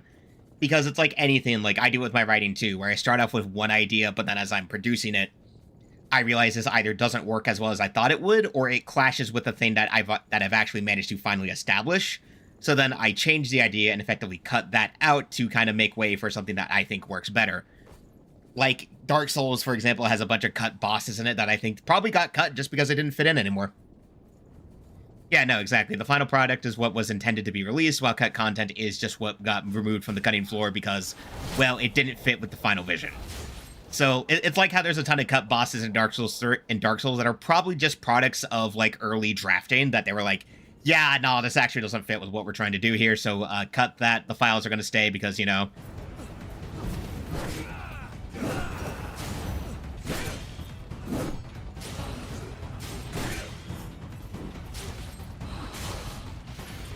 So it's always stuff like that. Like one thing that's true of the cut content that I remember that I talked about is how there's a lot of stuff in this game that feels like it was to indicate that they had originally planned to actually have a proper PvP mode. Because there's like a bunch of extra weapons, there's gifts and everything that are tied to what is very obviously meant to seem like some kind of PvP integration system that they either didn't have the time to finish or realized partway through didn't mesh with how the game was meant to be designed. Yeah, no, exactly. That is kind of a thing when it comes to cut content, is you can usually kind of assume what they might have been trying to do, but it usually just comes down to a matter of there was either time, there's budget constraints, or someone on the team realized, yeah, this isn't actually going to work the way we thought it would. Like, my theory on this whole idea of, like, oh, the possible PvP mechanics is that as they were developing it out, because they probably want to do, like, oh, hey, we're making one of these Souls-like games, so we probably want to have a PvP mode, right? Or, like, some kind of soft summoning system. And then partway through, they realized, well, also we have a heavy emphasis on NPC partners, though, where there's always at least going to be 2 people, and that would just be unfair to an invader to, like, basically always be getting jumped, because they can't guarantee someone's going to be solo. So it's like why there's a bunch of cut gifts and weapons, because they're like, yeah, these were going to be tied to a PvP mode, but we scrapped the idea. So, like, they exist in the files, but they were never going to be fully implemented. It's like when you find, like, an incomplete weapon in the game that has, like, a base placeholder model of some kind. Oh, yeah, sometimes they do that, dude. Yeah, sometimes they do that, too. Like, they'll hold on to an idea, and maybe they find a way to implement it later. Like, I do think that was the case in Destiny a couple times, where it's like, they had some cut content, and then they reworked it. Like, I think, if I remember right, wasn't Destiny kind of spawned off of, like, cut ideas from Halo that they then revamped into an entire game all its own? Like, I think that might have been part of it, but I don't think that was the full case here. Oh, yeah, the flood. Oh, yeah, that was a marathon thing. Yeah. So, like, sometimes you do that, like, you get one idea that doesn't work for another thing, but you're like, oh, wait, we can retool this, actually. And then they implement it in a new project down the line. So, it does make me think, because of the fact we're getting Code Vein 2, like, I think early next year, if I remember right, is the release date. Yeah, like, next year. Sometime next year, we're getting Code Vein 2. One of my wonders is if there's going to be, like, mechanics or things that were planned for Code Vein 1 that they're going to put into 2. Because, like, 2 has this entire thing where it's about, like, you know, like, manipulating time to go between the past and the future to try and, like, avert the fate of the Revenants of this alternate timeline about shit that went down in vain. So I wonder if that's when they're going to have, like, an actual PvP mechanic of, like, others who manipulate time, like you, who have come to your time stream to try and interfere with it in some way, right? Because, like, if your story is going to involve some kind of weird, timey-wimey mechanic bullshit, you could absolutely justify a PvP system via that kind of thing. So it does make me wonder. It might be what they do. It might not be what they do. I don't know. So you can't really guarantee anything and everything, so you just kind of got to go, they could do this, they could not do this. Right, you can go down there at least. So there's a lot of interesting variables to think of and possibly bring up. God, I remember that this place has, like, no fucking shortcuts. Well, no, it has shortcuts, but it just has, like, very few missiles, actually. Ugh. Glad we have those regen inducers. So it does lead me to have some interesting thoughts for what they're going to pull out for Code Vein 2 next year. I do hope that as we start getting more trailers for it, because, again, Bandai does usually like to have trailers. So maybe as we start getting some more trailers of, like, gameplay mechanics, maybe some character previews and everything, that we'll start getting a better idea of what they're trying to accomplish with CV2. So we'll see as it gets closer to release date. I'm sure they'll probably find time to put out another trailer eventually. Because it does seem to be clear that, like, Code Vein 2 is meant to have a lot more going on with it. In terms of, like, mechanics for exploration with the whole motorcycle and stuff like that. Like, they clearly got something in their head. So I just have the hope that they'll eventually actually expand on it as they go. I'm trying to remember. Aha! Missile. So cut content is interesting to think about, but it is usually just kind of a thing where you have to accept, like, yeah, the final product is the final vision. Cut content is interesting to speculate about, but take it with a grain of salt. So you can usually find stuff, and it is, like, and again, the weird reordering of things in this game does lead to a lot of thought of, like, well, did they cut this for this reason, or did they move it around because of this reason? Like, what happened mid-development during the game's delay period that we're like, yeah, okay, we're changing this to this? Because it does feel like it's what happened. Like, there's a lot of stuff in this game that clearly changed during its delay. Hard to know what changed, hard to know what they kept, hard to know what was fine from the start, but clearly something changed mid-project, and it just kind of went the way it did.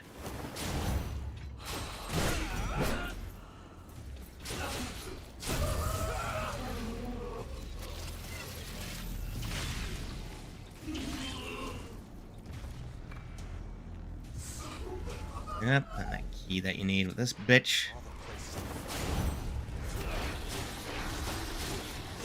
Go. Let's open up that shortcut. Something useful? That connects the path. There we go. And we have a way back. Let's see. Moving. I remember right, one of the sneakier ways to get to some of this other side stuff. Go here. The other way.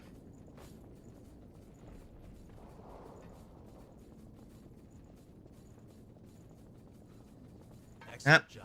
Good shit. Up while you can. See, it is nice that they do actually have a different animation, too, to suit this, where it's like, yeah, okay, well, now you're doing this instead. Okay. Let's see here. Acquire inherit gifts. Eternal Blade Dance. This is a passive one. Let's actually... Yeah, let's just pump up my levels. Yep, level 51. Let's go. Oh, God.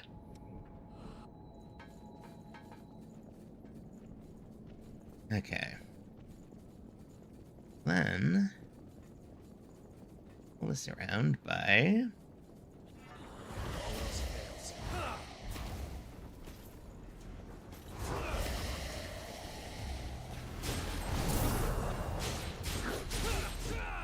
There we go. Ah, no, this one just has a normal ass stab for its combo attack.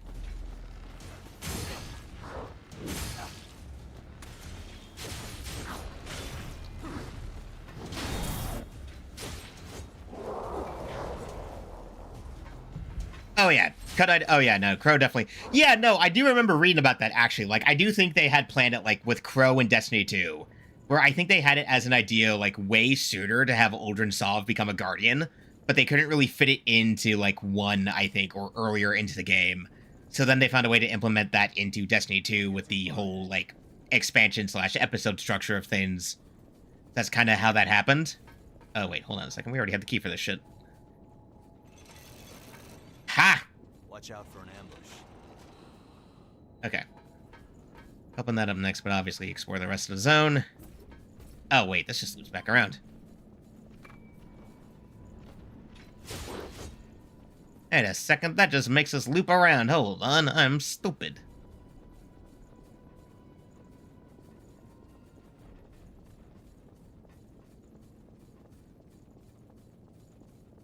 So the shutter is more or less just a way to get to that shortcut. Well, the shutter is like a shortcut to avoid having to go the long way here. Actually, I think this is the scene.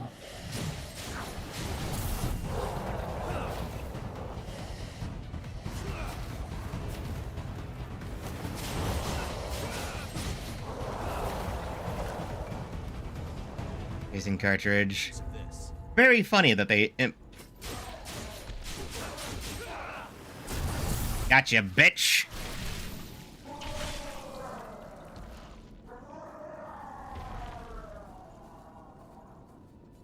There was a demon character that got scrapped, replaced by Uldren because they already had the model and actor. Ah, yeah. Oh, right. That was how they did that shit. Yeah. They replaced the character, and then they're like, well, we already have this stuff set, so let's just reuse the model and everything. And then brought it back in D2 for with Forsaken and stuff like that. God, man. I have not touched D2, like, in over a year after freaking Final Shape, just because, like, I have not heard good things about the current, like, state of Destiny 2 with, like, the ongoing expansion and everything. Be useful later. Like, I've just heard it's kind of like, yeah, no, this is miserable. Okay, now you gotta remember how we actually get to that, other one. Oh, wait. Ah. I mean, it's a hidden area, Jack. These happen. Not that it does much, it's just an item. Wait right there. Free haze.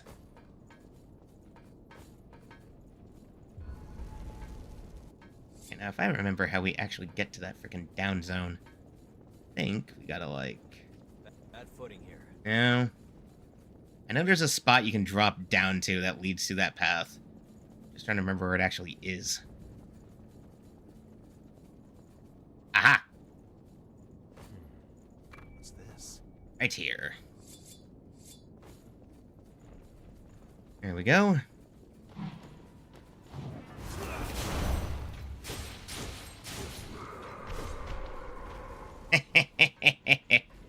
There we go.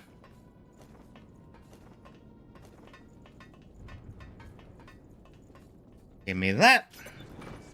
Queen Slayer bayonet.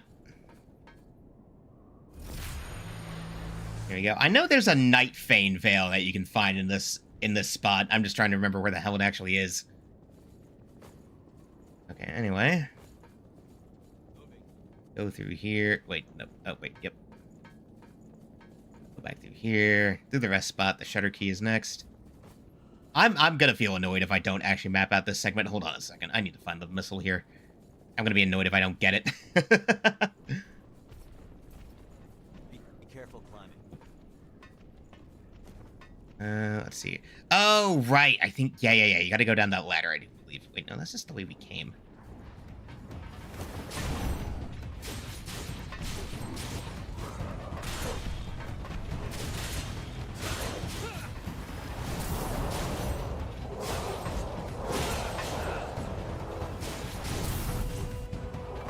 Okay. Something useful? So as memory would serve... And this place is somehow just as weird and winding as some of the other parts.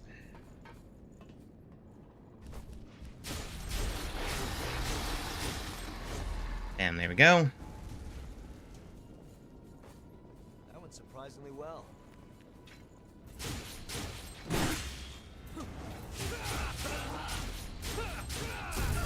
Why is that the back? Hello, game? Why does that count as the back? What? I don't understand these things sometimes.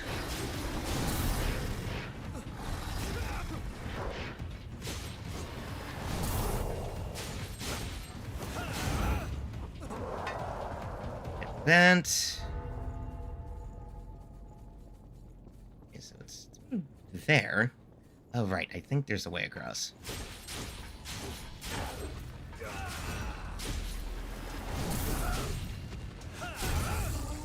Wait, I could be wrong. Hold on a second. I might actually be wrong, because I did notice, like, hold on. There's actually not a ton of... Yeah, no. No, I was right. I was right about the passage and everything. Oh, wait, no, the storage room key is what we need. Duh. That's what we need that for, because there's that extra door there. Yeah, because there's that extra door on the other side here, which is what the storage lock is for. Not the kind of battlefield I do. Wait. Nope, hold up. I'm being stupid again. Hold on. Okay, right. So we have to get to this little passage here. And then we can unlock that shutter with the key. Yep. I'm, in fact, being a dingus. Far ahead. Dingus brain activated. Dingus brain overcome.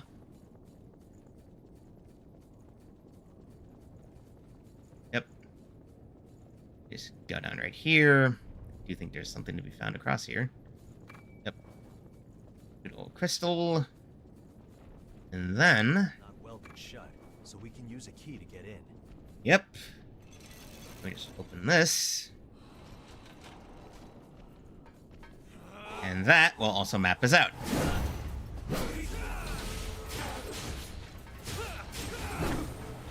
I love missing. I love it when my attack misses. And this also...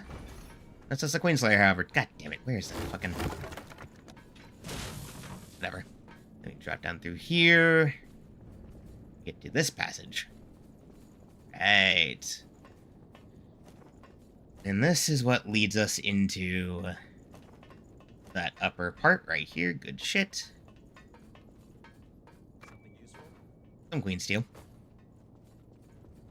I think that should be about enough to, like... Almost? Yeah, should be enough. Okay. I love it how these maps just get full of the trail. Like, it's like, yep, you've been here a bit. Alright. Let's go and upgrade our sword, because we should have enough queen iron now. I think we've gotten enough pieces of it that I can get the +6. You know, have us be a little bit over upgrade for this point of the game.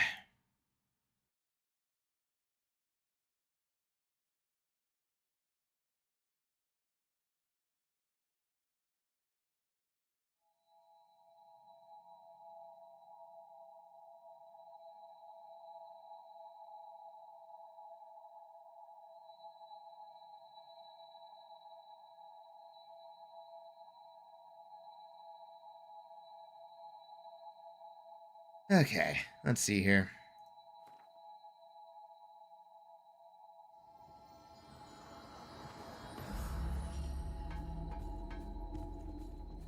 I've gotten... What do you want to upgrade? Lias? Perfect. Just enough. Nice, and now we need Queen Titanium to upgrade it anyway. Yep. +6 is when you go from steel to titanium. Okay. Here we go. How much damage does it do now? Oh my god, it's so funny that you can just get that shit so early, too. One of the best end game weapons way sooner than you're probably supposed to get it. Like, it has a low drop rate. Like, it took me a few tries. It took me quite a few tries to get it, but that is so funny. I'll check the cathedral. We're probably going to be done after... I'll probably be done after we do the memories. But I am going to check and see if that Hunter in Black revived, because if so, I'm absolutely grinding for the Black Sword.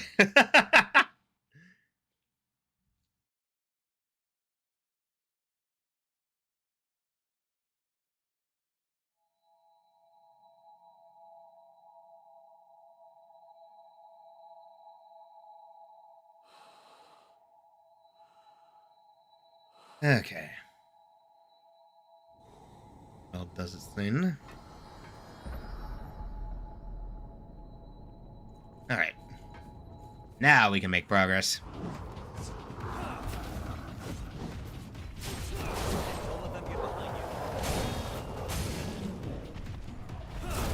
Nope.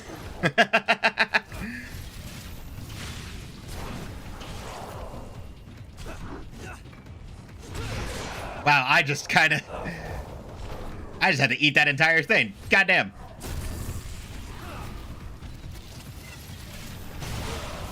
Literally, like, was mid-item pickup animation, just had to eat that jump attack. Goddamn.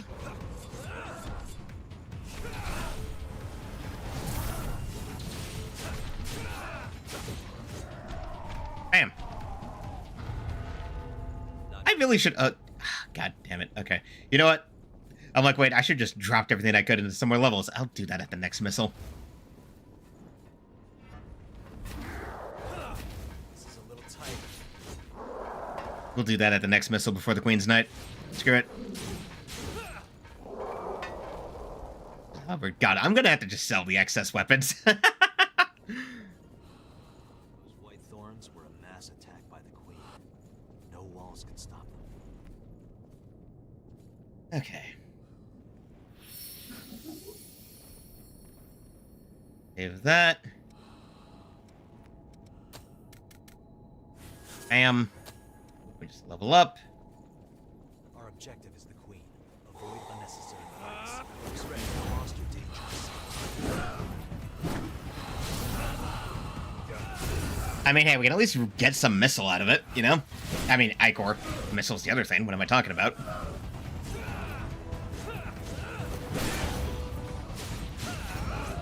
Bam. At least you take the chest. Oh, this one should have the Night Feint in it. There's gotta be something. Yeah, this is one of my favorites. This is one of my favorites aesthetically speaking. Hold on. Yeah, I love this thing. Look at the look. I love the look this coat gives. God, I love this thing. Oh my God, this is actually the Night Feint is actually one of my favorite blood veils. Oh my God, I love it. Okay, again though, I want parodies, so we're sticking the Queenslayer Claw for now, but we will be swapping to that for a while. I think we might actually just stick with it. I think that's my preferred setup anyway. Looks like we can get down from here. I think I have always preferred the Hound veils in some ways. I just kind of like a lot of the veils. I think the only one I'm not fond of is the Steiner type. Honestly, Steiners were always weird to me. Not bad, but not my preference. Also, I think some of them look a bit odd.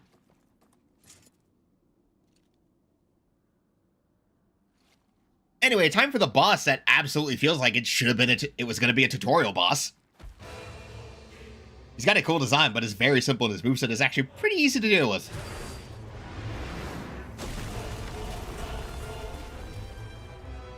Again. Corrupted revenants. The Queen's sorry puppets. Again, Jack is expositing too. Like, this feels like it was going to be a tutorial fight. Listen, kid. Show them no mercy. Again, Jack out here expositing. This reeks of tutorial segment boss fight. Like, come on.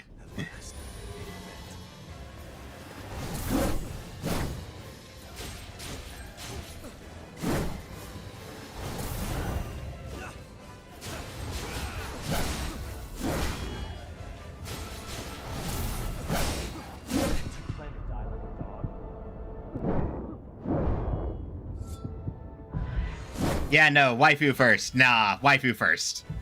Nope, gotta have the waifu first. Screw your actually decent tutorial segment.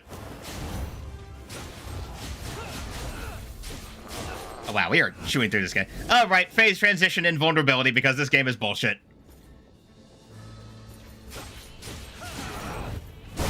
Like, that's the thing. He's got a pretty predictable moveset, too. That's the other interesting thing. Like, this guy's moveset isn't even that complicated. That's the funny part.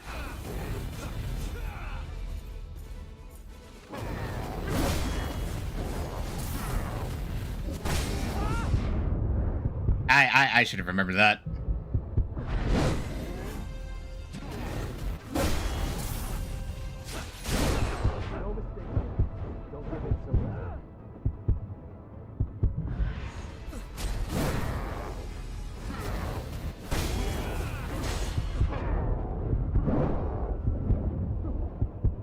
Heal up.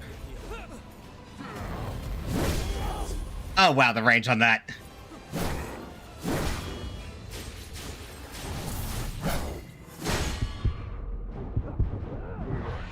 And there we go. Yeah. See, that's the thing. Like, he's not a hard boss. Like, definitely a decent enough, like, opener. He's too simple to be a mid-game boss. Let's be totally real. Like, that second phase feels like it's meant to try and catch you out for, like, not doing enough dodge rolls. Yeah, no, exactly. Like, it does, like, it definitely feels like his AI, because you do refight this guy. Festivities. Like, you do refight the Queen's Knight for the revisit to this area in the endgame. Like, there's so much going on here that feels like it was supposed to be the opener to the story. And again, either when they had to do some rewrites mid-development, they realized that this gave away way too much of the plot, so they had to reorder it. But because it would have been too expensive to cut things, they had to basically go, okay, we kind of need to find a way to slot this in because it would be too expensive to get rid of this. And this does have important context. Let's be real, like, this entire scene, this flashback is important to the story. Let's be totally real about that. But it's weird because of the way it feels like it was written in. And yeah, you put it best, Schroeder. The Queen's Knight feels like it was going to have a simpler AI for a tutorial, but then they gave it the AI and some of the moves from its refight, because the Queen's Knight Reborn kind of just fights exactly like that. I don't remember it having anything new. Like, aside from higher stats and a new color palette, it's kind of just the same fight from this part. This creature will never hurt any of my people again. And again, this bit with Silva, too. It gives off the idea of wanting you to ask some intrigue about him. Like, after this happens and you awaken with Io, you go, well, what happened to Silva that caused this sudden change in his attitude? From a charismatic leader who was fully willing to do what he could to protect people, to, like, whatever happened there. I don't know. There's a lot of questions to be asked, but we're obviously not going to get answers. We can theorize and speculate, but it just kind of is how it is. Uh-oh. Distract her long enough to use the blood veil.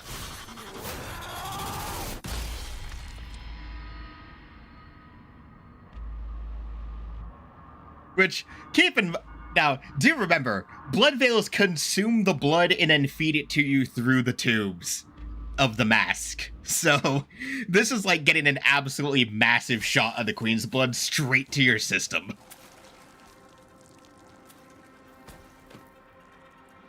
And again, you had the intrigue, like, you don't hear what Cruz says at this part yet. So it's very obvious there was supposed to be some kind of intrigue going on here before the rewrites happened. Like, whatever happened mid-development to cause these rewrites and force them to kind of reorder this. It's clear that they had some ideas going into this as an introductory segment.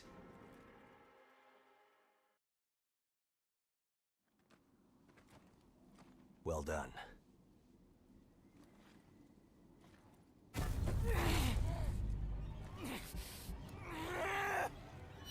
Your resolve was truly admirable. And one of the only parts of the game in which your character's voice selection actually does anything aside from, like, one line in the true final boss fight.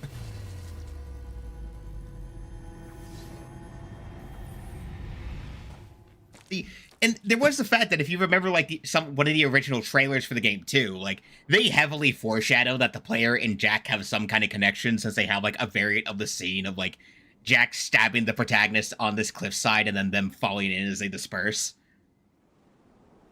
Yeah, it feels so oddly sloppy. Again, it feels like what should have happened here was then you would get this cutscene.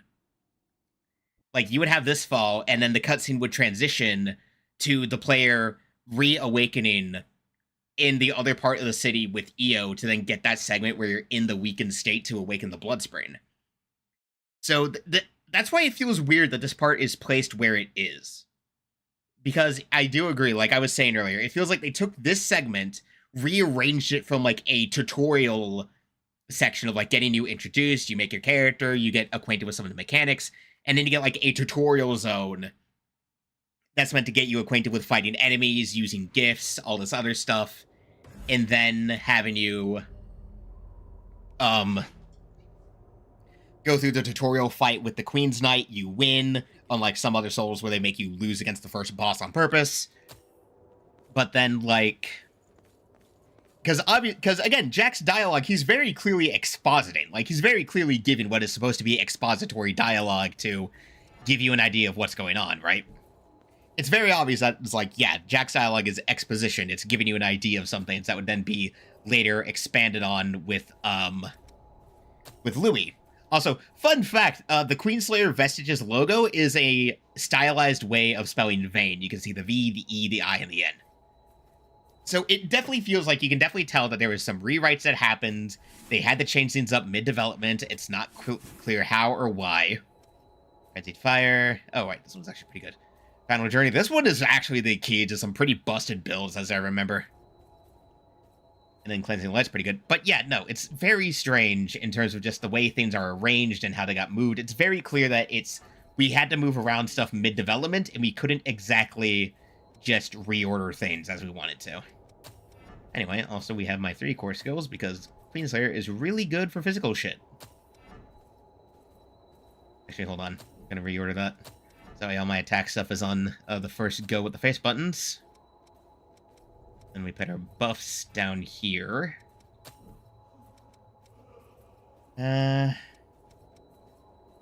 Put flame weapon on until we get some of the other stuff.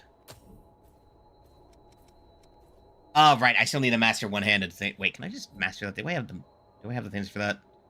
I might.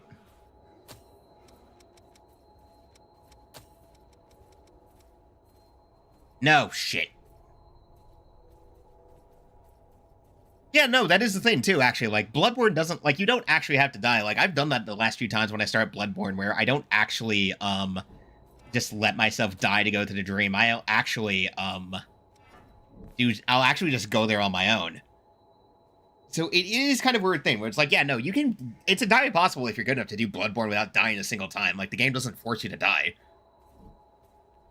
It feels like that there's a weird segment here where they were obviously planning to do something else, but then during the development changes and all that other stuff that came about and happened, they had to change it around. And because they couldn't just get rid of the entire tutorial level, basically, they had to remix it, change up the enemies, change up their AI to be more in tune to like the mid game and like change their numbers and everything. And then while they were doing that, they had to also tweak the AI of the Queen's Knight and stuff. In this general kind of nix some stuff, which again leads to what I think is the awkwardly placed tutorial with Cruz and all that shit. So that does kind of lend, I think, some feelings to like, yeah, they had to reorder shit. It was just weird all around. I don't know. It's stuff to think about, but it is what it is. We can speculate, and I can only hope that Code Vein 2 is going to have a much smoother development cycle than Code Vein clearly did. Code Vein clearly had some stuff going on in the background. Anyway, I think the first half of the Cathedral and the memory sequence is good enough. I'm going to freaking do evening stuff, and also I need to record a thing, and that might take another hour, so I do need to do that. Also, I am going to go see if that freaking Hunter in Black responds, and if he does, I'm going to farm his sword, and then I'm going to switch to that. Maybe. Possibly. We'll see. Anyway, freaking till the weekend. Ugh.